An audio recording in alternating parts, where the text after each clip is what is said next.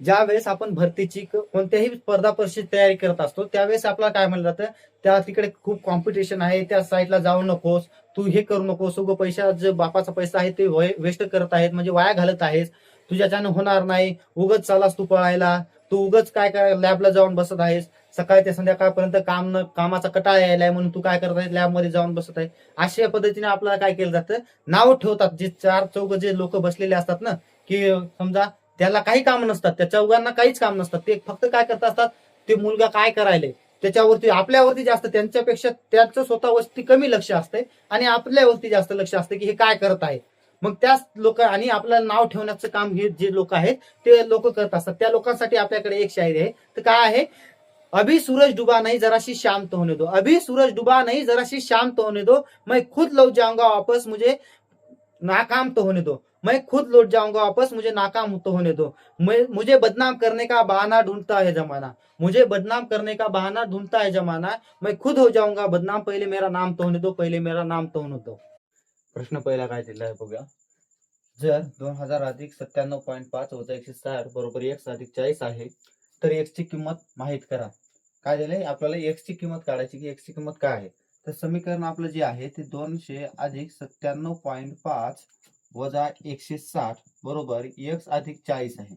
आता बघा, ही वजा बाकीमध्ये म्हणजे -160 आहेत आणि हे +200 आहेत आणि 97.5 हे प्लस आहेत.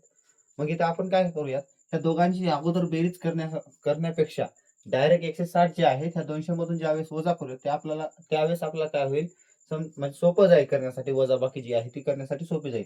किंवा आपण हे जे 40 आहेत, हे 40 जर याच्यामध्ये मिळवले, ह्या साईडला प्लस मध्ये आहेत, ह्या साईडला मायनस मध्ये येतील, तर 200 अधिक 97.5 वजा 160 वजा 40 बरोबर x. आता x बरोबर काय आलेलं आहे, तर 200 अधिक 97.5 वजा 160 वजा 40 आलेलं आहे. 160 वजा 160 वजा 40 वजा 160 आणि वजा 40 किती होतील, तर वजा 200 होतील. म्हणजे 200 अधिक 97.5 वजा 200 बरोबर x. मग हे वजा 200 आणि प्लस 200 काय होतील, कॅन्सल होतील. तर x बरोबर 97.5. तर ह्या प्रश्नाचं जे उत्तर आहे, ते प्रश्नाचे उत्तर म्हणजे x ची किंमत काढायची होती आपल्याला, x ची किंमत माहिती करा म्हणलं होतं. तर x ची किंमत किती आहे, 97.5, म्हणजे पर्याय क्रमांक 3 हे या प्रश्नाचं उत्तर बरोबर असेल. प्रश्न दुसरा काय दिलेला आहे बघा, सर्वात लहान 3 मूळ संख्यांची लसावी किती आहे. सर्वात लहान 3 मूळ संख्या म्हणजे पहिल्या ज्या काही 3 मूळ संख्या आहेत त्यांची. सर्वात लहान मूळ संख्या कोणत्या आहेत, 2, 3 आणि 5 हे सर्वात लहान 3 मूळ संख्या आहेत. आता ज्या वेळेस लसावी मूळ संख्यांची लसावी विचारल्या जाईल त्यावेळेस आपल्याला काय करायचं आहे, मूळ संख्यांचा त्या मूळ संख्यांचा गुणाकार करायचा. आणि ज्या वेळेस मसावी विचारलं आहे, मसावी मूळ संख्यांची मसावी जी असते ती प्रत्येक वेळेस एकच असते, कारण मूळ संख्या ज्या आहेत त्या मूळ संख्यांना फक्त त्याच संख्येने भाग जाऊ शकतो आणि एकने भाग जातो.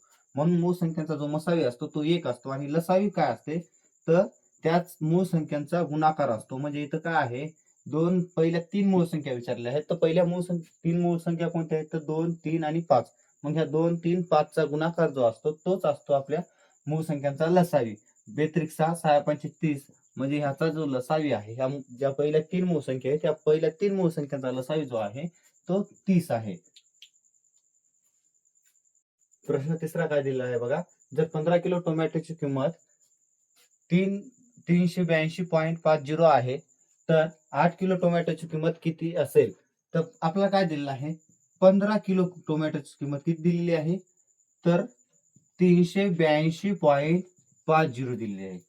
आणि विचारलंय काय, 8 किलो टोमॅटोची. मग 8 किलो टोमॅटोची किती किंमत आहे ते विचारलंय. ज्यावेळेस असा प्रश्न येईल त्यावेळेस काय करायचं, याचा तिरपा गुणाकार करायचा. म्हणजे काय होणार आहे, 382.50 गुणिले गुणिले 8 छेदामध्ये काय आहे, ते 15.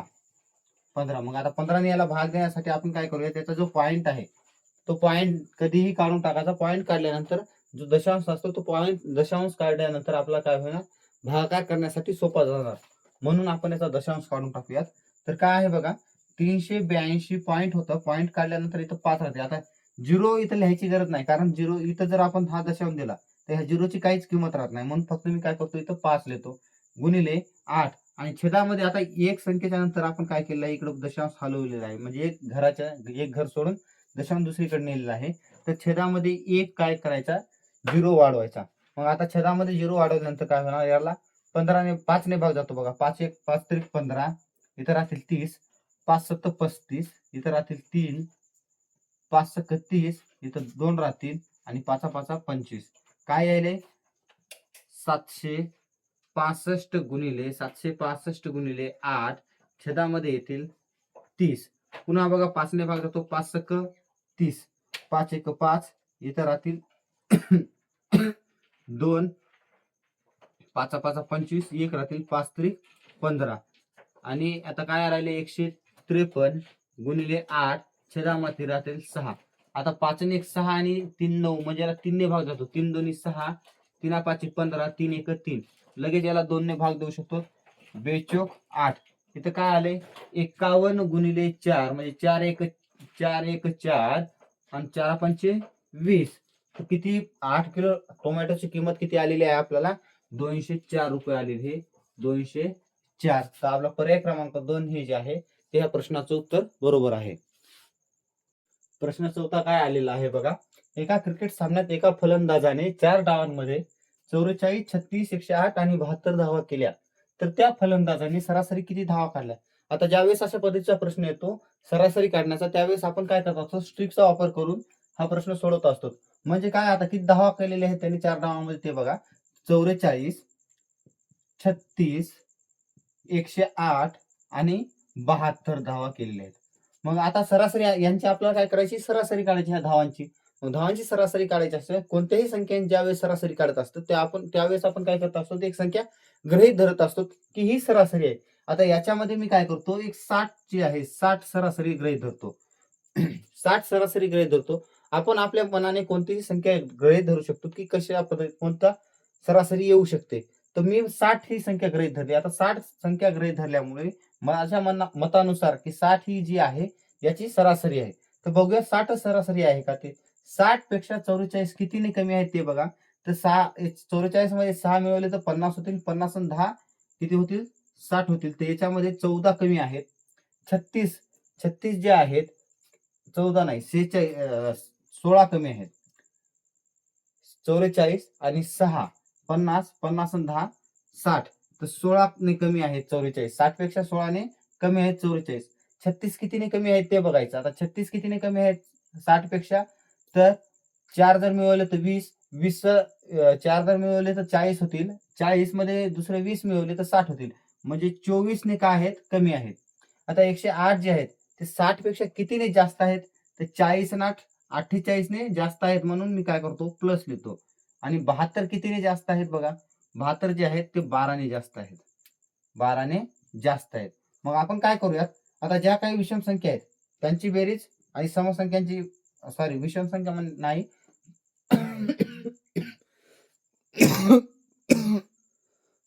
प्रश्न चौथा काय आलेला आहे, एका क्रिकेट सामन्यात एका फलंदाजाने 4 डावांमध्ये 44, 36, 108 आणि 72 धावा केल्या, तर त्या फलंदाजाने सरासरी किती धावा काढल्या असं विचारलंय. ज्यावेळेस सरासरीचा प्रश्न येत असतो त्यावेळेस आपण ज्या संख्या दिल्या आहेत त्या संख्यांची एकूण संख्यांची बेरीज भागिले एकूण संख्या करत असतो. परंतु इथे असं ना करता आपल्याला जर याची संख्यांची बेरीज जर करत बसलो तर आपल्याला जास्त वेळ लागेल. त्यामुळे मी काय करतो, आता ह्या अगोदर किती धावा काढलेल्या आहेत बघा. 44, 36, 108 आणि 72 धावा काढलेल्या आहेत त्याने. जो काही फलंदाज आहे त्या फलंदाजाने 4 डावांमध्ये. तर आता याच्यापैकी आपण काय करायचं असतंय, गृहीत धरायची एक संख्या कोणती की याच्यापैकी एक सरासरी असेल. आता कोणता तरी एक अंक सरासरी असेल, कोणती धरा, ह्या 4 अंकांपैकी धरा. 4 ज्या संख्या आहेत 44, 36, 108 आणि 72 याच्यापैकी धरा, किंवा कोणतीही एक संख्या धरा. आता मी इथं काय करतो, तर 60 ही संख्या गृहीत धरतो की ह्या 4 सरासरी आहे. मग आता बघायची ह्या संख्येपेक्षा, ह्या 60 पेक्षा दुसऱ्या ज्या संख्या दिल्या आहेत, ज्या काही धावा दिलेल्या आहेत त्या कितीने जास्त आहेत आणि कितीने कमी आहेत. तर 44 जे आहे, 44 जे आहे 60 पेक्षा कितीने जास्त आहेत. 44 मध्ये 6 मिळवले तर 50 होतील आणि 50 आणि 10 किती, 60, म्हणजे हे 16 ने कमी आहेत. 36 जे आहेत कितीने कमी आहेत. 36 मध्ये 4 मिळवले तर 40 होतील. 40 आणि 20 60 होतील, म्हणजे 24 ने कमी आहेत. 24 ने कमी. आता कमी असल्यामुळे मी वजा, जे मायनसचं चिन्ह आहे ते वजाबाकी चिन्ह आहे ते लावत आहे. मायनस ऋण संख्या लिहित आहे की कारण कमी आहेत म्हणून. आता 108 हे 60 पेक्षा कितीने जास्त आहेत? तर बघा 60 मध्ये ज्यावेळेस आपण 40 मिळवू त्यावेळेस 100 होते. 100 आणि 8 48 म्हणजे हे 48 ने जास्त आहेत. 72 कितीने जास्त आहेत? 72 जे आहेत ते 12 ने जास्त असल्यामुळे मी काय केलं प्लस 12 लिहिले. आता याच्यामध्ये ज्या काही ऋण संख्या आहेत आणि ज्या काही धनसंख्या आहेत त्यांची बेरीज करायची असते. म्हणजे वजाबाकी चिन्ह ज्या ज्या संख्येला लागलेले त्याची एक बेरीज करा आणि ज्या ज्या संख्येला प्लसचं चिन्ह आहे म्हणजे ज्या संख्या जास्त आहेत 60 पेक्षा त्यांची अलग बेरीज करायची आणि ज्या संख्या आपण गृहीत धरलेल्या सरासरीपेक्षा कमी आहेत त्यांची अलग बेरीज करायची. तर 16 अधिक 24 किती होतील? 16 अधिक 24 म्हणजे 24 मध्ये जर 6 मिळवले तर 30 आणि 1 40 वजा 40 होतील. आता बघा इथं 48 आहेत. 48 मधून जर 40 काढले तर किती राहतील? डायरेक्ट आपण कट करू शकतो ना. हे वजा 40 आणि 48 मधून 40 जर काढले तर इथं राहतील 8. 8 अधिक 12 हे प्लस 8 आणि हे प्लस 12 या दोघांची जर बेरीज केली तर आपल्याला किती मिळतील? 20 मिळत आहेत. मग 20 हे किती संख्यावरती मिळत आहेत? तर 4 आपला 4 डाव आहेत. 1, 2, 3 आणि 4.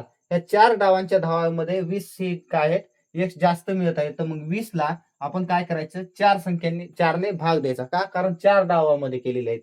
म्हणून 4 ने भाग दिल्यानंतर 4 पंचे 20 येतील. आपण जी गृहीत धरली होती संख्या 60 जी सरासरी गृहीत धरली होती तिथं जर प्लस आला तर ह्या प्लस मध्ये संख्या आहेत ना प्लस मध्ये प्लस आले तर प्लस मिळवायचे. जर मायनस मध्ये जर संख्या उरली असत्या म्हणजे ह्या ज्या मायनस मध्ये संख्या आहेत त्या जर जास्त असत्या याच्यापेक्षा तर काहीतरी मायनस मध्ये संख्या उरली असती.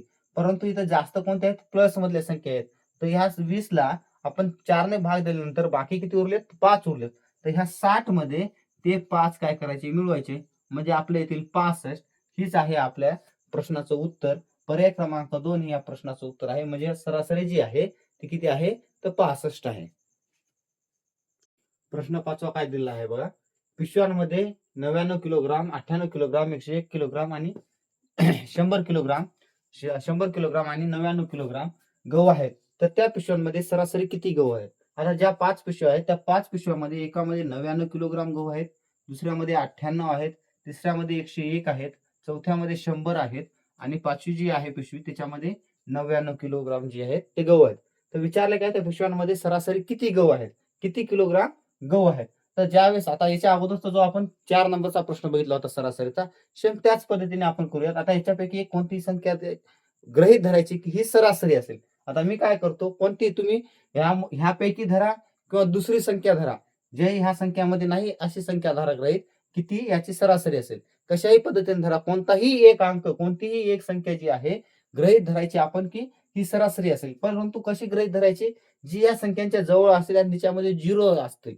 म्हणजे आपल्याला बेरीज ज्यावेळेस करतो ज्यावेळेस वजाबाकी करूयात त्यावेळेस आपल्याला बेरीज वजाबाकी करण्यासाठी सोपं जावं. बेरीज म्हणजे त्या संख्येपेक्षा लहान संख्या जी आहेत त्या कोण काढण्यासाठी आणि कितीने आहेत लहान आणि त्या संख्येपेक्षा ज्या मोठ्या संख्या आहेत त्या कितीने जास्त आहेत हे कळण्यासाठी आपल्याला सोपं जावं म्हणून काय करायचं?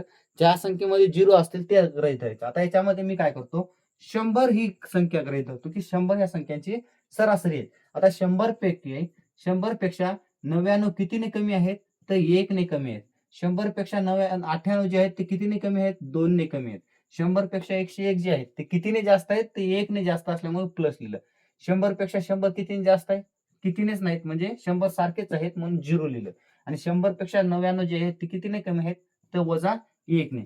आता बघा अधिक 1 आणि वजा 1 जे आहे कट होतील. आता राहतील काय? वजा 1 आणि वजा 3. वजा 1 आणि वजा वजा 1 आणि वजा 2 राहतील. तर याचं जे उत्तर आले ते वजा 3 हे उत्तर येईल. आता वजा 3 हे उत्तर आल्यानंतर आपल्याला एकूण संख्या किती दिलेली आहेत? तर 5 संख्या आहेत. ह्या 5 ने काय करायचं? ह्या वजा 3 ला भाग द्यायचा. भाग दिल्यानंतर काय होईल? आता 5 न तर 3 ला भाग जाणार नाही. आपल्याला काय द्यावं लागेल? पॉईंट द्यावं लागेल 0 घेऊन. पॉईंट दिल्यानंतर इथं होतील 30. 5 सक 30. हे काय आले? वजा 0.6 आले. म्हणजे अगोदरच्या याच्यामध्ये बघा आपण काय केलं होतं 5 मिळवले होते कारण प्लस 5 येऊ लागले उत्तर आपलं भाग दिल्यानंतर. परंतु इथं वजा 0.6 आले म्हणजे मायनस 0.6 येत आहे. तर मायनस 0.6 येत असल्यामुळे आपल्याला काय करायचे? 100 मधून जे आहेत 100 ला असं लिहितो 100.0 याच्यामधून काय करायचे? 0.6 वजा करायचे. आता याचा याला एक दिल्यानंतर 9 राहतील. परत इथं 9 राहतील आणि इथं होतील 10. 10 मधून जर 6 गेले तर राहतील किती? 4. पॉईंटला पॉईंट आणि 9 9. तर 99.4 हे सरासरी राहील. म्हणजे आपला पर्याय क्रमांक 2 हे ह्या प्रश्नाचं उत्तर असेल. प्रश्न 6वा काय दिलेला आहे बघा.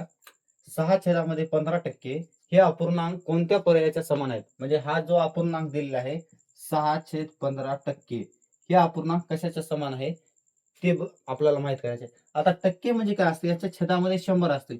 मग छेदामध्ये 100 आहेत तर हे काय होईल, अपूर्णांक आहेत, अगोदरच अपूर्णांक आहेत 6/15 आहेत आणि याच्या छेदामध्ये किती असतील तर 100 असतील. मग एक लक्षात राहू द्या, ज्या वेळेस कोणतीही संख्या ए छेद बी छेद सी छेदामध्ये डी येईल त्यावेळेस काय होत असते, ह्या जे सी छेद डी आहे, आता या 100च्या छेदामध्ये काही नाही म्हणजे 1 असणार. ज्यावेळेस अशा पद्धतीचं येईल ए छेद बी छेद सी छेदामध्ये डी, त्यावेळेस काय करायचं, ए जे आहे याचं बरोबर आहे ए छेद बी बरोबर जे डी आहे ते वरती न्यायचं आणि सी जे आहे ते खाली आणायचं. म्हणजे डी छेदामध्ये राहतील सी, हे गुणाकारामध्ये जातात, बरोबर मध्ये नाही, गुणिले ए छेद बी गुणिले डी छेद सी. मग आपल्याला माहित आहे गुणाकार हा कशा अंशाचा आणि छेदाछेदाचा होत असतो. म्हणजे ए गुणिले डी करायचं आणि बी गुणिले सी करायचं, हे लक्षात राहू द्यायचं. ज्यावेळेस आपल्याला अशा अपूर्णांक खाली अपूर्णांक येतील म्हणजे ए छेद बी छेदामध्ये पुन्हा सी पुन्हा त्याच्या छेदामध्ये डी येईल, त्यावेळेस या पद्धतीने लक्षात ठेवायचं ए बरोबर ए छेद बी गुणिले डी छेद सी. जे एकदम खालचा अपूर्णांक जे एकदम खालची संख्या असते ती वरी जाते आणि सी जे आहे ते खाली येते म्हणजे डी छेद सी होत असतो. मग त्याच पद्धतीने 6/15 आहेत, त्याच्या छेदामध्ये 100 आहेत आणि 100च्या छेदामध्ये काहीच नव्हते म्हणून मी काय केलं आहे, 1 धरलं. तर याला आपण अशा पद्धतीने लिहू शकतो 6/15 गुणिले 1/100. आता काय येईल, याला बघा 3 ने भाग देऊ शकतो. 3 दोन्ही 6, 3 15 आणि इथं पुन्हा बे 1 बे, बे 5 10. तर येत राहत आहे 1/5 गुणिले 1/50. तर 1/5 गुणिले 1/50 तर काय यायलंय, 5 25 येईल ते 1/2500. सॉरी 2500 नाही 250.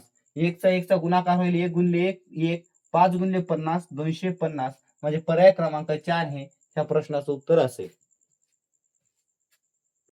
प्रश्न 7वा काय दिलेला आहे बघा.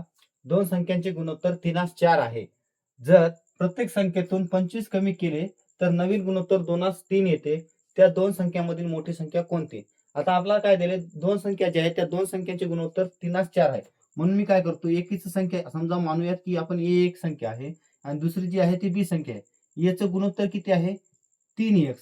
याचं गुणोत्तर आहे याचे गुणोत्तर आहे 3x आणि बी चे गुणोत्तर किती असेल तर 4x आहे. असं आपण गृहीत धरलं की याचे गुणोत्तर जे आहे 3x आहे आणि बी चे गुणोत्तर जे आहे 4x आहे. परत काय म्हणले, जर प्रत्येक संख्येतून 25 कमी केले म्हणजे ह्या ज्या संख्या आहेत ह्या संख्येमधून जर आपण 25 कमी केले, किती 25 कमी केले तर नवीन येणारं जे गुणोत्तर आहे याचं गुणोत्तर यायले 2 आणि याचं जे गुणोत्तर येत आहे ते 3 यायले. अशा पद्धतीने काय होत आहे, आपले समीकरण बनत आहे. मग गुणोत्तर जो असतो, गुणोत्तर जे असते त्याला आपण काय लिहितो 3x वजा 25 छेदामध्ये 4x वजा 25 बरोबर 2/3. अशा पद्धतीने आपण काय करत असतो, गुणोत्तराची मांडणी करून घेत असतो. मग ह्या साईडला बरोबरच्या चिन्हाच्या दुसऱ्या साईडला जी संख्या छेदामध्ये असते ती पहिल्या साईडला आल्यानंतर गुणाकारामध्ये येते आणि पहिल्या साईडला जी संख्या छेदामध्ये आहे ती दुसऱ्या साईडला गेल्यानंतर गुणाकारामध्ये जात असते. मग बघा 3 जी आहेत ह्या साईडला आल्यानंतर गुणाकारामध्ये येतील. मी डायरेक्ट गुणाकार करतो. 3x ला 3 ने जर गुणलं तर 9x येतील. 9x वजा 25 ला जर 3 ने गुणलं तर 25 तरी 75 होतील. 75 बरोबर. आता हे 4x वजा 25 आहे, ह्या 4x वजा 25 ह्या साईडला भागाकारामध्ये ह्या साईडला गेल्यानंतर गुणाकारामध्ये येतील. म्हणजे ह्या दोन्ही जे आहे 4x वजा 25 ला गुणल्या जाईल. तर 4 ला जर 2 न गुणलं तर 8x येईल वजा जर 25 ला 2 न गुणलं तर किती येईल 50 येईल. बघा आता काय 25 दोन्ही 50 आणि 4 दोन्ही 8 या पद्धतीने गुणाकार होईल. आता काय करायचं, जे काही x चे पद आहेत ते एका साईडला आणूयात आणि ज्या काही पूर्ण संख्याचे आहेत किंवा आपण नैसर्गिक संख्या जे आहे त्याच्या पूर्णांक संख्या जे आहे त्या पूर्णांक संख्यांचे पद जे आहेत ते दुसऱ्या साईडला घेऊन जाऊया. आता पूर्ण संख्या का नाहीत ह्या, कारण वजाबाकीचे चिन्ह असल्यामुळे पूर्णांक संख्यामध्ये वजाबाकीचे चिन्ह जे आहेत किंवा ऋण संख्या जे येत आहेत त्या पूर्णांक संख्यामध्ये येत असतात. मग 8x जे आहे तिकडे आणल्यानंतर 9x वजा 8x होतील. 8x ह्या साईडला प्लस मध्ये आहेत, ह्या साईडला आल्यानंतर प्लस मध्ये येतील आणि हे जे 75 आहेत ह्या साईडला मायनस मध्ये आहेत, ह्या साईडला आल्यानंतर प्लस मध्ये जातील. म्हणजे -50 अधिक 75 होईल. आता बघा 9x वजा 8x जर केलं तर काय राहील x राहतील. 9x मधून जर 8x काढले तर आपण 9 राहतील. सॉरी 8x जर काढले 9x मधून 8x काढल्यानंतर x राहतील आणि वजा 50 अधिक 75 आहेत. म्हणजे ह्या दोन्हींची वजाबाकी होईल आणि मोठ्या संख्येत चिन्ह कोणतं आहे तर प्लसचं आहे. तर x बरोबर 75 मधून जर 50 काढले तर राहतील किती 25. म्हणजे ह्या प्रश्नाचं जे आपलं उत्तर येईल ते पर्याय क्रमांक 1 हे या प्रश्नाचं उत्तर येईल. ज्या वेळेसही आपल्याला अशा पद्धतीचे प्रश्न येत असतात त्यावेळेस आपण काय करत असतो जे गुणोत्तर आहे त्याला 3x, आता इथं 3 दिलं म्हणून 3x, जर 4 दिलं असतं 4x, जसं खाली दिलेलं आहे. ज्या वेळेस असे गुणोत्तराचे प्रश्न येतील त्यावेळेस आपण काय करत असतो x गृहीत धरतो. जर कमी आहेत काय म्हणलं की 25 कमी केले, 25 न कमी केले म्हणल्यामुळे आपण काय केलं 3x वजा 25 प्रत्येक संख्येमधून तिकडे दिले हे प्रत्येक संख्येमधून 25 कमी केले, 25 कमी केलेले आहेत, कमी केलेले असल्यामुळे आपण याच्यामधून कमी केले. जर याच्यामध्ये मिळवले म्हणलं किंवा वाढवले म्हणलं तर आपण इथं काय केलं असतं प्लस केलं असतं, हे लक्षात ठेवायचं. ठीक आहे. तर ह्या प्रश्नात जे उत्तर आहे ते पर्याय क्रमांक 1 हे या प्रश्नाचं उत्तर असेल. प्रश्न 8वा काय दिलेला आहे बघा. जर 2 25 x आहे तर x ची किंमत काढा. आपल्याला काय करायचं आहे येथे x ची किंमत काढायची. आता हे जे काही समीकरण दिले ते अगोदर लिहूया. जे काय आपले गुणोत्तर असते ते 2 जे आहे आपण ह्या पद्धतीने लिहितो बरोबर. याचं हे जे 4 पॉईंट दिले त्याचा अर्थ असतो की बरोबरच चिन्ह 25/x आहे. आता x ह्या साईडला छेदामध्ये आहे, दुसऱ्या साईडला गुणाकारामध्ये जातील. 3 जे आहेत पहिल्या साईडला छेदामध्ये, दुसऱ्या साईडला गेल्यानंतर बरोबरच्या चिन्हाच्या ज्या वेळेस आपण दुसऱ्या साईडला नेत असतो जी संख्या बरोबर चिन्हाच्या अलीकडे आहे, समजा उजव्या साईडला जर असेल डाव्या साईडला आणली तर त्याचे काय होत असते चिन्ह बदलत असते. म्हणजे जर बेरीजेमध्ये असेल तर वजाबाकीमध्ये येईल, वजाबाकीत असेल बेरजेत येईल, गुणाकारामध्ये असेल तर भागाकारामध्ये येईल आणि भागाकारामध्ये जर असेल तर गुणाकारामध्ये येते. त्याच पद्धतीने आता इथं उजव्या साईडला x जे आहे ते भागाकारामध्ये, मग हे जे आपण डाव्या साईडला आणले तर गुणाकारामध्ये जातील. तर 2च्या गुणाकारामध्ये जातील 2x बरोबर 3 ह्या साईडला भागाकारामध्ये आहेत तर इकडे गुणाकारामध्ये जातील म्हणजे 25 गुणिले 3 येतील. तर बघा 2x बरोबर 25 त्रिक 75, 25 त्रिक 75 येईल. 2x बरोबर 75. आपल्याला काय करायचं x ची किंमत काढायची. x ची किंमत काढा. प्रश्न काय दिलेला आहे x ची किंमत काढा. x ची किंमत कशी काढायची. आता इथं 2 हे x च्या गुणाकारामध्ये आहेत तर x बरोबर 75 भागिले 2, 2 न भाग दिल्यानंतर 75 ला काय होतं बघा. 2 त्रिक 6 राहतील 1, 2 साती 14 राहतील 1, पॉईंट दिल्यानंतर 10 होतील, 2 पंचे 10 म्हणजे x काय आलेलं आहे आपलं 37.5. तर पर्याय क्रमांक 3 मध्ये 37.5 हे उत्तर आहे. म्हणून ह्या प्रश्नात जे उत्तर आहे 37.35 हे असेल. प्रश्न 9 काय दिलेला आहे बघा आपल्याला. तर 9वा प्रश्न आहे की 9,000 रुपयाच्या मूल्यावर 5% वार्षिक दराने 3 वर्षात सरळ व्याज किती असेल. तर असाच हे प्रश्न जे आहे अगोदरच्या प्रश्नपत्रिकेमध्ये हे आपण सोडून घेतला होता. जी प्रश्नपत्रिका 3, प्रश्नपत्रिका 2 आणि प्रश्नपत्रिका 1 होती. या तिन्ही प्रश्नपत्रिकेमध्ये ह्याच पद्धतीचे प्रश्न जे होते ते आलेले होते सरळ व्याजावरती. तर आपला आर्मीमध्ये जे आहेत आर्मी जीडी अग्निवीर जीडी मध्ये अशा पद्धतीचे प्रश्न येत असतात. मग हा प्रश्न जो आहे कशा पद्धतीने सोडवायचा ते आपल्या अगोदरच्या प्रश्नपत्रिकेमध्येही दिलेले आहे, तिथेही पाहून घ्या. तरी आपण इथे काय करूयात थोडं शॉर्ट मध्ये कशा हा जो प्रश्न आहे याला शॉर्ट मध्ये कशा पद्धतीने सोडवता येईल ते बघूया. आता आपल्याला काय दिलेलं आहे 9,000 रुपयाच्या मूल्यावर 5% वार्षिक दराने 3 वर्षाचे किती टक्के वार्षिक दराने दिलेले आहे 5%. तो कालावधी किती आहे आपला 3 वर्षासाठी आणि किती रुपये मूल्य किती आहे आपलं 9,000 रुपये आहे.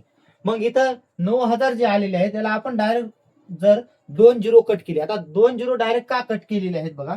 9,000 जे आहेत आपण 5%ला कशा पद्धतीने लिहितो तर 5/100 लिहित असतो.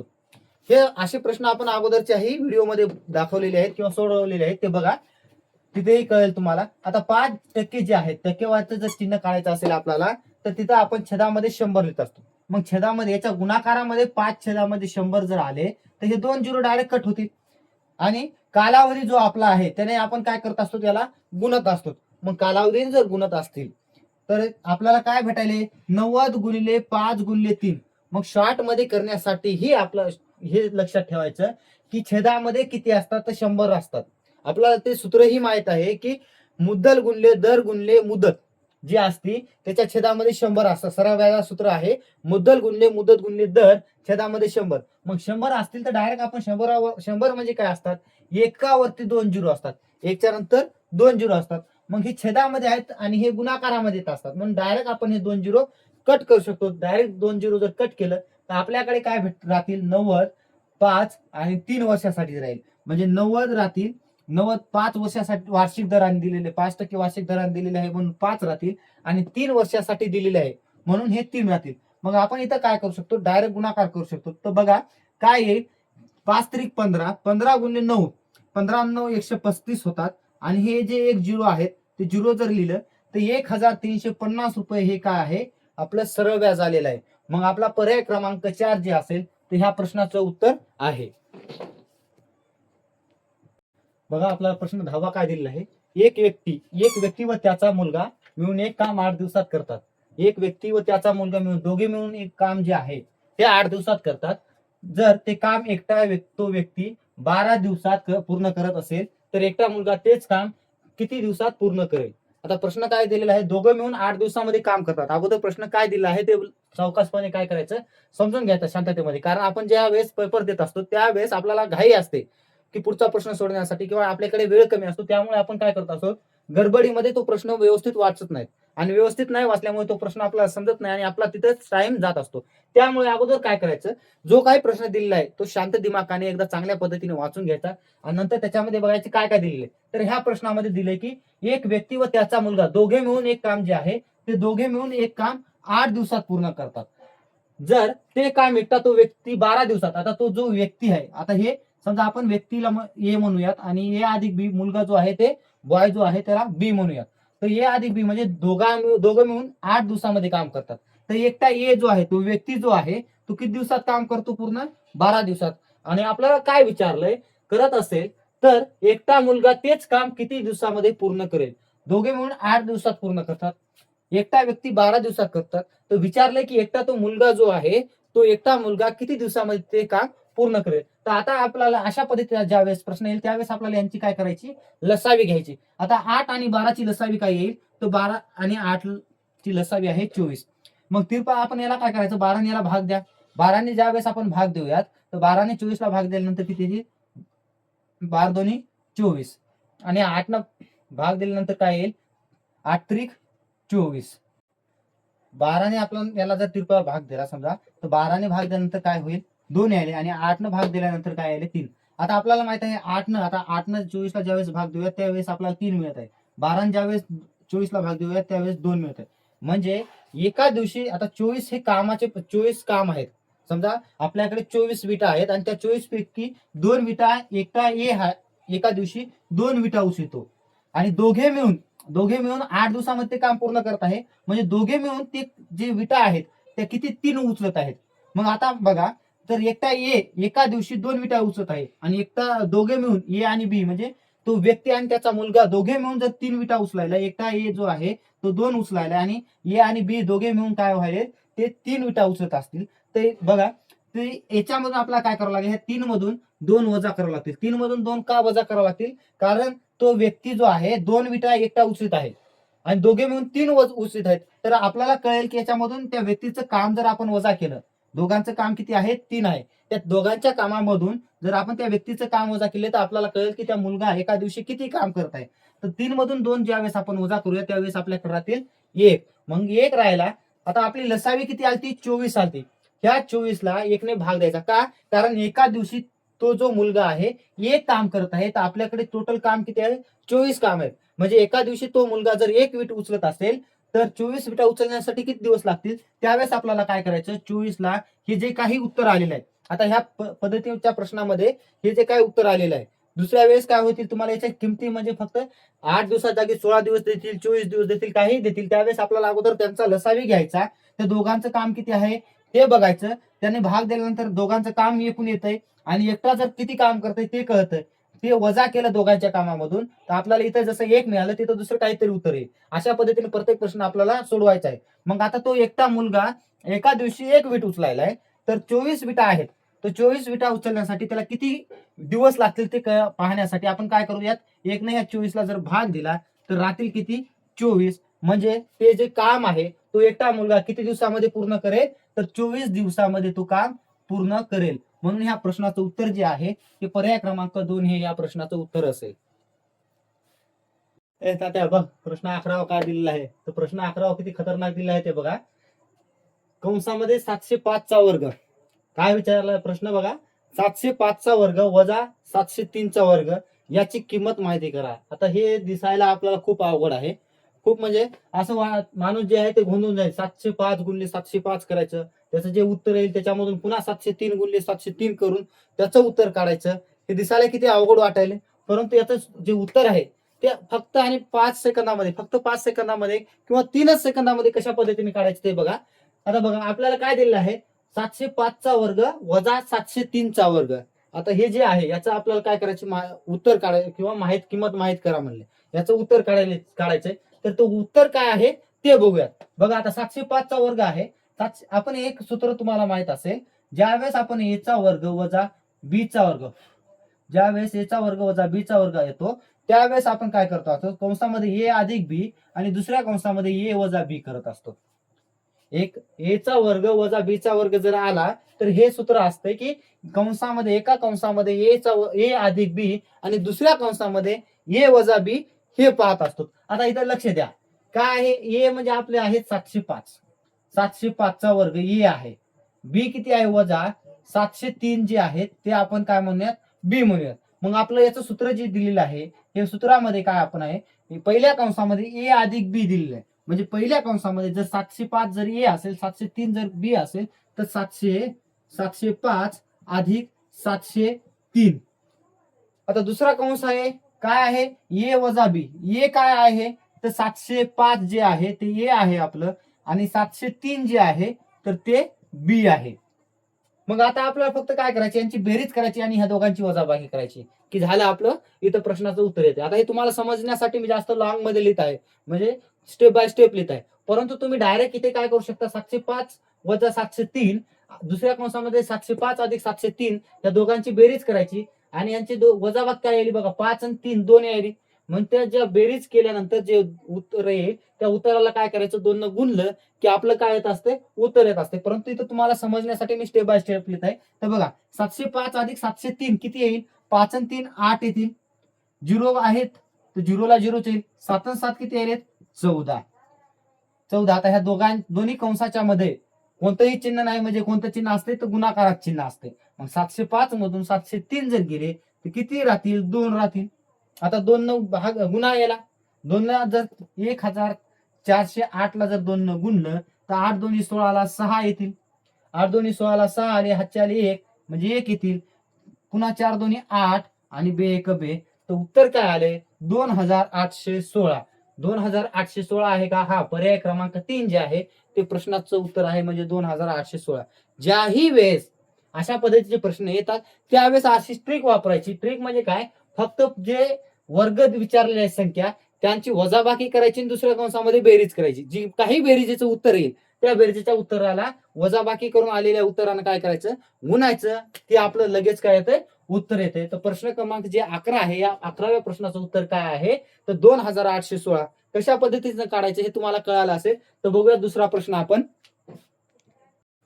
बघा प्रश्न काय दिलेला आहे 13वा प्रश्न काय आहे, एका संख्येत त्या संख्येची दुप्पट मिळवल्यास उत्तर 333 येते.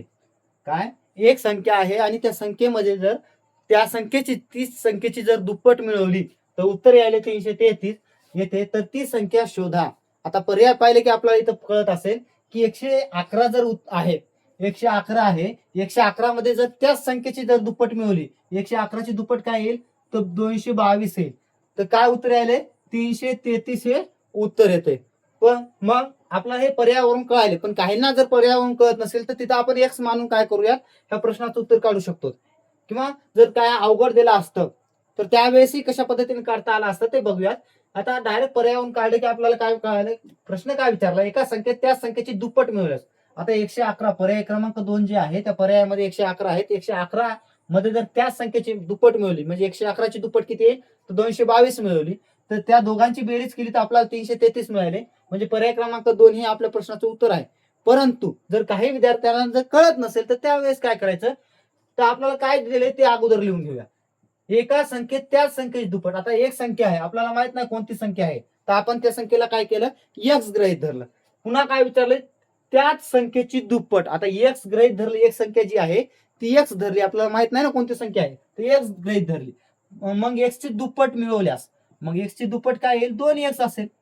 एक्स ची दुप्पट काय असेल, 2x मिळवल्यास उत्तर काय आले 333 येत आहे. 333 येते. तर ती संख्या शोधा.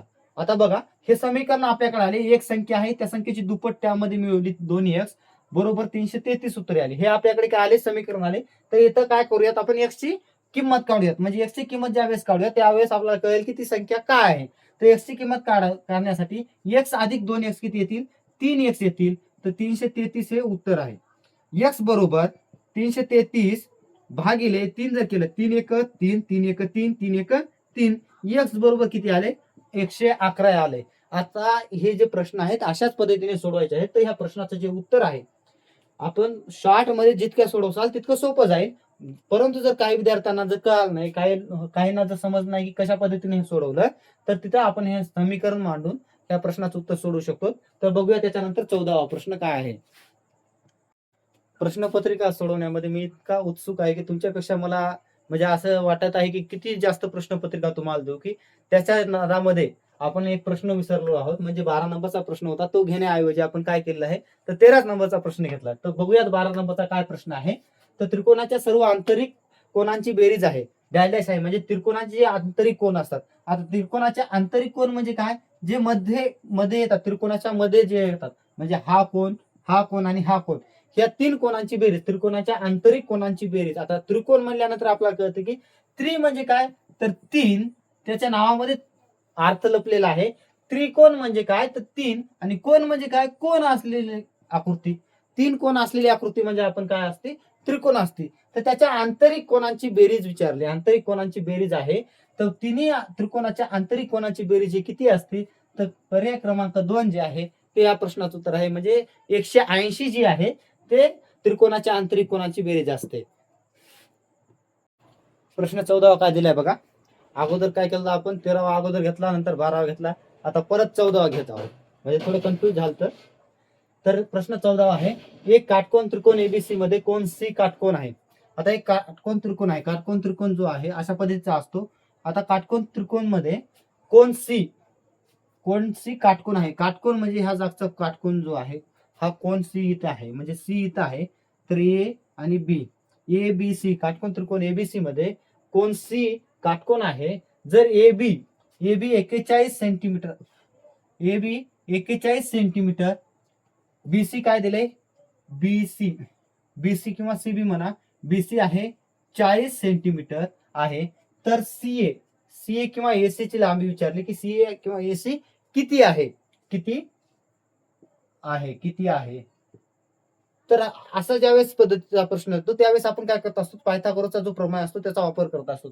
पायथागोरसचा प्रमेय म्हणजे काय असतं, जर कर्ण वर्ग आहे, कर्ण वर्ग बरोबर बाजूचा वर्ग आणि उंचीचा वर्ग असतो. मग कर्ण आपण आता कर्ण वर्ग म्हणण्यापेक्षा मी काय करतो एबीचा वर्ग लिहितो. एबीचा वर्ग बरोबर एसीचा वर्ग अधिक बीसीचा वर्ग, एसीचा वर्ग अधिक बीसी किंवा सीबीचा म्हणा तेच येते. एबीचा वर्ग बरोबर एसीचा वर्ग अधिक बीसीचा वर्ग लिहिलं. आता एबी किती दिलेला आहे, एबी आपल्याला आहे 41 चा वर्ग, 41 सेंटीमीटर, 41 सेंटीमीटरचा वर्ग बरोबर.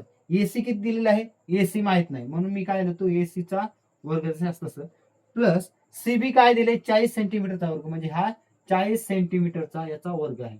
आता ज्यावेळेस आपण याचा वर्ग करूयात तर 41 चा वर्ग काढण्यासाठी आपण 41 गुणिले 41 जर केलं तर 1 येईल, इथे 4 येतील, अधिक 4 येतील आणि इथे येतील 16, म्हणजे 1861 1681 हे झाला आपला 41 चा वर्ग बरोबर. एसी वर्ग अधिक 40 चा वर्ग काय येतो, 4 चा वर्ग येतो 16 आणि 2 झिरो येतील, म्हणजे 2 झिरो हे सेंटीमीटर स्क्वेअर, सीएम स्क्वेअर आणि हे सीएम स्क्वेअर सेंटीमीटर स्क्वेअर. आता बघा इकडे 1681 बरोबर एसीचा वर्ग अधिक 1600 सेंटीमीटर स्क्वेअर आहे. मग हे 1600 जे आहेत ते ह्या साईडला आल्यानंतर वजाबाकीमध्ये जातील, कारण ह्या साईडला प्लस मध्ये. तुम्हाला अगोदरच्या प्रश्नामध्ये सांगितलं होतं की काय करायचं, ज्यावेळेस बरोबरच्या चिन्हाच्या उजव्या साईडला किंवा डाव्या साईडला जे काही चिन्ह असतील, जर बेरजेचं असेल तर प्लस मध्ये असेल तर मायनस मध्ये संख्या जाते, मायनस मध्ये असेल तर प्लस मध्ये येते. जर मल्टिप्लिकेशन मध्ये असते गुणाकारामध्ये असेल तर भागाकारामध्ये जाते, आणि जर भागाकारामध्ये असेल तर गुणाकारामध्ये येते. त्या बरोबरच्या चिन्हाच्या दुसऱ्या साईडच्या इकडे साईडच्या तिकडे साईडच्या इकडे जर अंक आपण केल्या, काही संख्या जर केल्या त्यावेळेस हा रूल लागू होत असतो, म्हणजे त्याचे जे चिन्ह आहेत ते चेंज होत असतात. आता इकडे प्लस मध्ये 1600 आहेत आणि इकडे आणल्यानंतर काय होतील, मायनस मध्ये होतील. म्हणजे 1681 वजा 1600 बरोबर काय आहे, एसीचा वर्ग. मग 1681 मधून 1600 जर वजा केले तर आपल्याकडे काय उरतील, 81 बरोबर एसीचा वर्ग. म्हणजे एसीचा वर्ग जो आहे तो 81 उरतील. तर एसी किती राहील, एसी म्हणजे याचं वर्गमूळ. दोन्ही साईडचा काय केलं आपण, वर्गमूळ काढलं तर एसीचं वर्गमूळ एसी आले. एसी स्क्वेअरचं वर्गमूळ जे आहे ते एसी आलं आणि 81चं वर्गमूळ किती आहे तर 9. म्हणजे एसी आपल्याला किती मिळाला, 9 मिळालेला आहे. म्हणून पर्याय क्रमांक 3 हे ह्या प्रश्नाचं उत्तर आहे. आता प्रत्येक वेळेस आपण हे सूत्र लिहिणं किंवा याच्यामध्ये आकृती काढणं, आकृती काढायची गरज नसते. आपला समजण्यासाठी तुम्हाला मी ही आकृती काढून एक्सप्लेन केलं आहे, म्हणजे समजून सांगितलेलं आहे. तर ज्या वेळेस परीक्षेमध्ये आपण प्रश्न सोडूयात त्यावेळेस आपल्याला फक्त कळालं पाहिजे, कळालं काय पाहिजे की कोणता कर्ण येत आहे आणि कोणती बाकीची बाजू येत आहे, कोणता पाया येत आहे, हाईट कोणती आली, पाया कोणता आला, हे कळायला पाहिजे. मग ते कळत नसेल तर आपण आकृती काढूनही सोडू शकतो. मग आकृती काढल्यानंतर आपल्याला कळेल की एबी काय आलेला आहे, कर्ण आलेला आहे. मग एबीचा वर्ग डायरेक्ट एबी किती आहे, 41 जे आहे, 41चा वर्ग करायचा, 41चा वर्ग बरोबर एसी काढायचा आपल्याला त्याचा वर्ग प्लस काय दिले पुन्हा बीसी 40चा वर्ग, 40चा वर्ग. ज्यावेळेस 40चा वर्ग आपण याच्यामधून वजा करूया, 40चा वर्ग आहे 1681, 41चा वर्ग 1681 मधून इकडे प्लस मध्ये आहे तिकडे मायनस मध्ये आल्यानंतर 1600 होतील, ते 81 उरतील. हे आलं आपलं एसीचा वर्ग, तर एसी किती येईल तर 9 येईल. अशा पद्धतीने आपल्याला काय करायचं, शॉर्ट मध्ये काढायचे, जास्त टाइम न वाया घालता. ठीक आहे. तर ह्या प्रश्नाचं जे उत्तर आहे पर्याय क्रमांक 3 हे या प्रश्नाचं उत्तर आहे. म्हणजे उत्तर आलेलं आहे 9 सेंटीमीटर. 9 सेंटीमीटर हे जे काय आहे या प्रश्नाचं उत्तर आहे. बघा प्रश्न 15वा काय दिलेला आहे, ज्या समांतरभुज चौकोनाची एक बाजू 8 सेमी उंची आणि उंची 5.5 सेमी आहे त्याचे क्षेत्रफळ काढा. आता समांतरभुज चौकोन जो असतो, समांतरभुज चौकोनामध्ये त्या चौकोनामध्ये काय दिलेलं आहे, एक बाजू जी आहे ती बाजू दिलेली आहे 8 सेमी, 8 सेमी आणि याची जी उंची आहे, उंची किती दिलेली आहे 5.5 सेमी, 5 सेमी. मग ज्यावेळेस आपल्याला समांतरभुज चौकोनाचं क्षेत्रफळ काढण्याचा प्रश्न येत असतो त्यावेळेस आपल्याला काय करायचं असतं, त्याचं क्षेत्रफळाचं सूत्र जे आहे ते लांबी गुणिले किंवा बाजूची लांबी जी आहे, बाजूची लांबी गुणिले उंची, हा प्रश्न येत असतो. आता याच्यामध्ये उंची किती दिली आहे, तर लांबी जी आहे किंवा एक बाजू जी आहे ती दिलेली आहे 8 सेमी आणि उंची किती दिलेली आहे 5.5 सेमी दिलेली आहे. मग याचं काय येईल उत्तर बघा, 8.45 ला 0, हातचे आले 4, 8.45 आणि 4 44 सेंटीमीटर गुणिले सेंटीमीटर, सेंटीमीटरचा वर्ग येत असतो, सीएम स्क्वेअर असं येईल. 44.0 सीएम स्क्वेअर म्हणजे 44 सेंटीमीटर स्क्वेअर. प्रश्न याच्यामध्ये ह्या प्रश्नाचं जे पर्याय क्रमांक 2 जे आहे त्या प्रश्नाचं उत्तर असेल. काय करायचं, ज्यावेळेस समांतरभुज चौकोनाची बाजू दिली आहे 1 आणि उंची दिली आहे आणि आपल्याला जर काढायचं असेल क्षेत्रफळ, तर त्यावेळेस लांबी गुणिले उंची, लांबी म्हणजे ती बाजू जी आहे त्या बाजूची लांबी गुणिले त्याची उंची जी आहे त्या समांतरभुज चौकोनाची, हे असते त्याच्या क्षेत्रफळाचं सूत्र. मग लांबी गुणिले उंची केल्यानंतर आपण इथे काय केलेलं, आपल्याला जी बाजू दिली आहे बाजूची लांबी जी आहे 8 सेंटीमीटर आहे, उंची 5.5 सेंटीमीटर, यांचा गुणाकार ज्याला केला, 8.45 ला 0 आले, 4 हातच्या मध्ये गेले आणि 8.45 आणि 4 44, 44.0 सेंटीमीटर गुणिले सेंटीमीटर, सेंटीमीटर स्क्वेअर. तर म्हणून पर्याय क्रमांक 2 हे या प्रश्नाचं उत्तर आहे. आता सुरू झालेली आहे आपली बुद्धिमत्ता आणि बुद्धिमत्तेतील हा पहिला प्रश्न, म्हणजे आपण जे काही प्रश्न घेत आहोत त्याच्यातील 16वा, परंतु बुद्धिमत्तेतील पहिला प्रश्न काय दिला आहे बुद्धिमत्तेचा, किंवा 16वा प्रश्न काय दिलेला आहे, खालील मालिकेत प्रश्नचिन्हाच्या जागी येणारा पर्याय निवडा. आता ही जी काही मालिका दिलेली आहे CHMR आणि प्रश्नचिन्ह दिलेलं आहे, तर विचारलंय काय, तर प्रश्नचिन्हाच्या जागी जे काही पर्याय येईल, कोणता पर्याय येईल ते बघायचं आपल्याला. तर आता तुम्ही पाहिल्यानंतर तुम्हाला कळेल. आता एबीसीडी लिहू आपण जे काय आहे, ABCDEFGHIJKLMNOPQRSTUVWXY आणि झेड, ही एबीसीडी. आपला काय आहे पहिलं पर्याय, पहिला जे आहे याच्यामध्ये जी काही मालिका दिलेली आहे त्या मालिकेतील अक्षर मालिका जी दिलेली आहे त्यातील पहिला काय दिलेलं आहे तर सी दिलेलं आहे. सी च्या नंतर काय आले एच, एच च्या नंतर काय आलेलं आहे एम, एम च्या नंतर आलेलं आहे आर आणि विचारलंय काय प्रश्नचिन्हाच्या जागी काय. आता बघा सी पासून जे एच आहे 1 2 3 4 आणि 5व्या नंबरवरती काय आहे एच आहे. पुन्हा एच पासून बघा 1 2 3 4 आणि 5व्या नंबरवरती काय आहे एम आहे. तसंच एम पासून 1 2 3 4 आणि 5व्या नंबरवरती परत आर आहे. मग आपल्याला प्रश्नचिन्हात जागी तीच संख्या पाहिजे जी आर पासून 5व्या नंबरवरती असेल. मग आर पासून बघा एस 1 2 3 4 आणि 5व्या नंबरवरती डब्ल्यू आहे. म्हणून ह्या प्रश्नाचं जे उत्तर आहे 16व्या प्रश्नाचं उत्तर जे काय आहे ते काय आहे तर डब्ल्यू असेल. ज्या काही आपण पहिल्या 3 प्रश्नपत्रिका सोडून घेतल्या, पहिली प्रश्नपत्रिका, दुसरी व तिसरी, त्या पहिल्या प्रश्नपत्रिकेपासून ते आजची 4थी प्रश्नपत्रिका याच्या ह्यापर्यंत प्रत्येक प्रश्नपत्रिकेत अशा पद्धतीचा आपल्याला काय केलेला आहे प्रश्न विचारलेला आहे.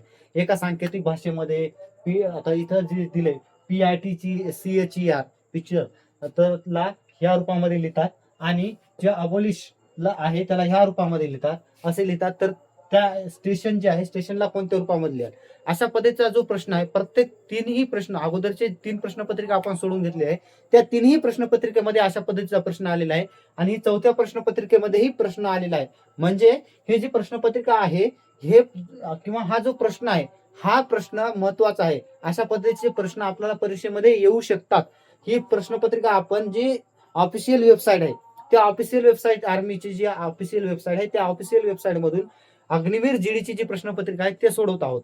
त्यातील ही 4थी प्रश्नपत्रिका आहे आणि ह्या 4थ्या प्रश्नपत्रिकेमध्ये सुद्धा अशा पद्धतीचा प्रश्न आलेला आहे. अगोदरच्या 3 प्रश्नपत्रिकेमध्ये सुद्धा आलता आणि ह्या प्रश्नपत्रिकेमध्ये सुद्धा आलेला आहे. म्हणजे अशा पद्धतीचे जे काही प्रश्न असतील ते महत्वाचे असतील असं आपल्याला यावरून निरीक्षणातून येत आहे. तर बघूयात हा महत्वाचा जो प्रश्न आहे 17 नंबरचा तो काय म्हणत आहे.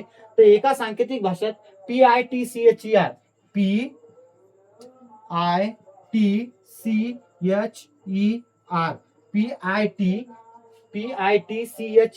ला आपण काय लिहित आहे REHCTIP म्हणजे पी साठी आले REH पुन्हा CTI आणि P लिहित आहोत. तर पुन्हा काय दिले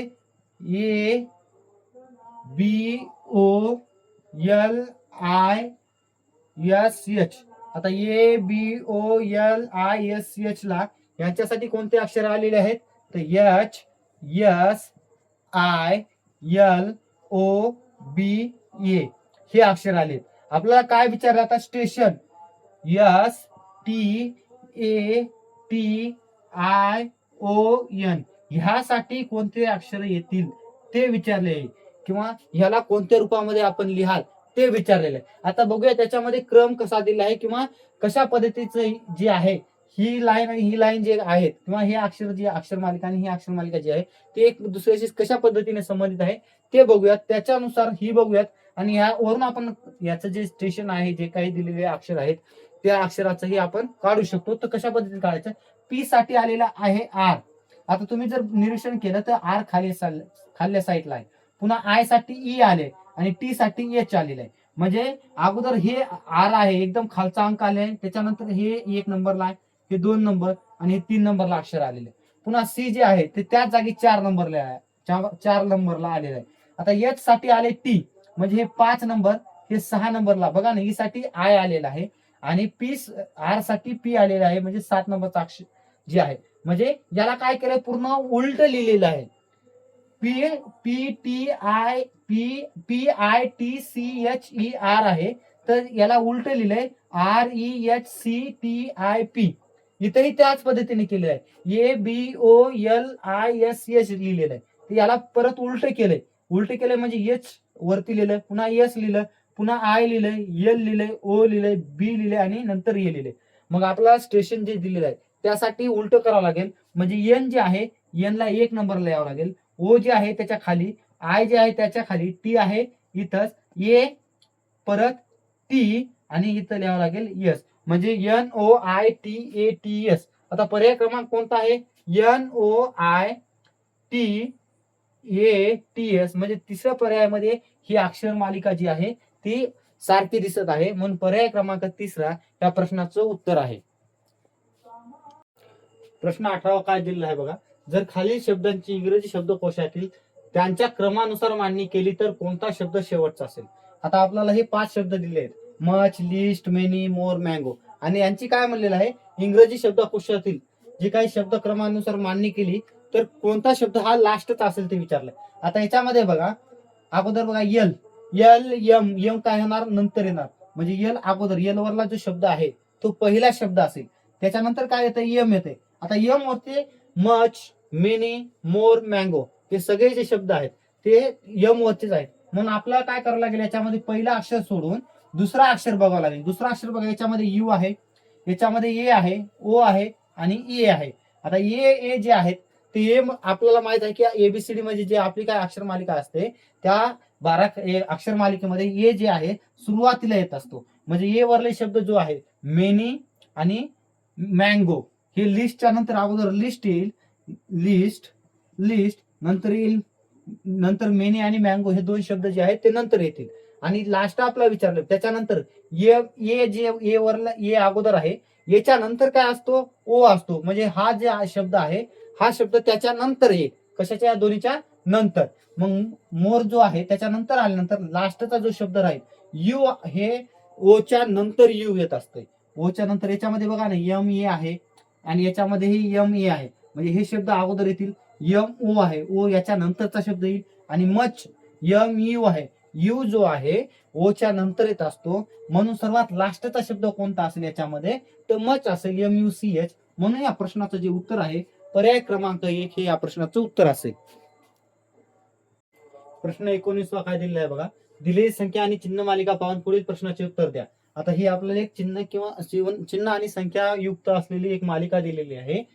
तर प्रश्न विचारला की डावीकडून उजवीकडे, आता ही डावी बाजू आहे आणि डाव्या बाजूकडून उजव्या बाजूकडे जाताना डावीकडून उजवीकडे अशा किती संख्या आहेत ज्यांच्या आधी लगेच एक संख्या, म्हणजे अशा किती संख्या आहेत ज्या संख्येच्या अगोदर एक संख्या येते आणि नंतर लगेच, म्हणजे आता समजा 3 असेल याच्या अगोदर 3 किंवा कोणतीही ही एक संख्या आहे, या संख्येच्या लगेच अगोदर एक संख्या आणि लगेच नंतर एक संख्या येते, अशा किती संख्या आहेत विचारलंय.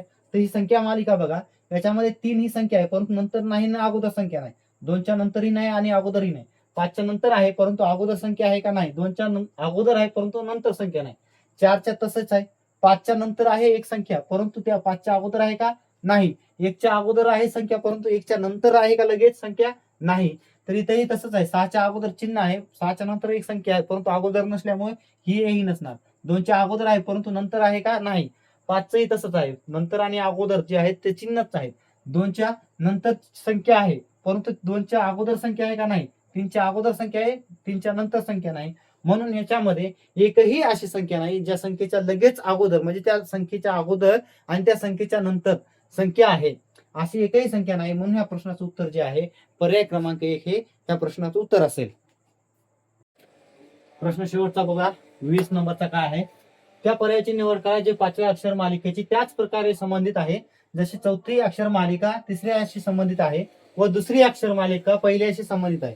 आता काय म्हणले, ही जी काही 4थी अक्षर मालिका तिसऱ्याशी व दुसरी अक्षर मालिका पहिल्याशी जशा पद्धतीने संबंधित आहे त्याच पद्धतीने निवड करा की या 5व्या अक्षर मालिकेची कोणती अक्षर मालिका याच्यापैकी कोणता पर्याय संबंधित आहे. तर बघूयात आपण काय, रेस RACE साठी RACE साठी काय आलेलं आहे, आर साठी आलेलं आहे यस, बी साठी काय आलेलं आहे, ए साठी बी आलेला आहे, सी साठी काय आलेलं आहे डी आणि ई साठी आलेलं आहे एफ. बी साठी काय आलेलं आहे, बी साठी BADG ई आणि आर आहे.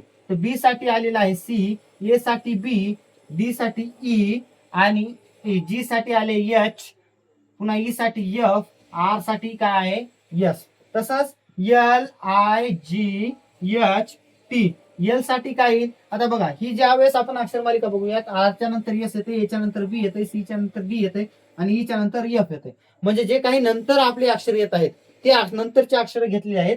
त्याच पद्धतीने याच्यामध्येही बघा, बीच्या नंतर सी येते म्हणून बीच्या नंतर सी घेतले, एच्या नंतर बी आहे, डीच्या नंतर ई आहे, जीच्या नंतर एच आहे, ईच्या नंतर एफ आहे आणि आरच्या नंतर काय एस आहे.